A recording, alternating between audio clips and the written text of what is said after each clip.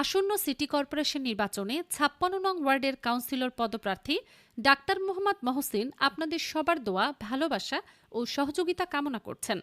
৫৬ নম্বর ওয়ার্ডকে একটি পরিচ্ছন্ন, নিরাপদ, উন্নত ও জনবান্ধব আদর্শ ওয়ার্ড হিসেবে গড়ে তোলাই তার মূল লক্ষ্য। তিনি বিশ্বাস করেন, একজন জনপ্রতিনিধির প্রধান দায়িত্ব হল মানুষের কথা শোনা, তাদের সমস্যা বোঝা এবং আন্তরিকতার সঙ্গে তা সমাধানের চেষ্টা করা। তাই ডাক্তার মোহাম্মদ মহসিন প্রতিশ্রুতি দিচ্ছেন, আপনাদের সুখে দুঃখে সবসময় পাশে থাকবেন এবং জনগণের সেবাকেই সর্বোচ্চ অগ্রাধিকার দেবেন।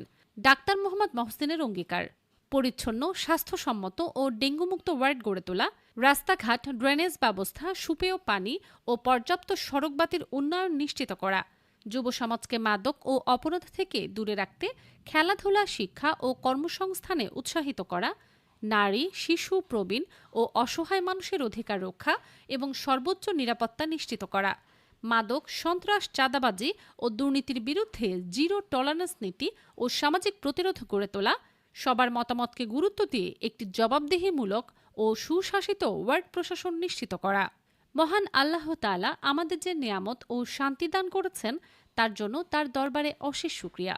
ডাক্তার মোহাম্মদ মহসিন বিশ্বাস করেন, আল্লাহর রহমত, আপনাদের দোয়া এবং সবার সম্মিলিত প্রচেষ্টায় আমরা একটি সুন্দর, উন্নত ও শান্তিপূর্ণ ৫৬ নম্বর ওয়ার্ড গড়ে তুলতে সক্ষম হব ইনশাআল্লাহ। এর পক্ষে সাংবাদিক মোহাম্মদ ফিরোজ হোসেন। ফারজানা মৌসুমী, সকালের দর্পণ।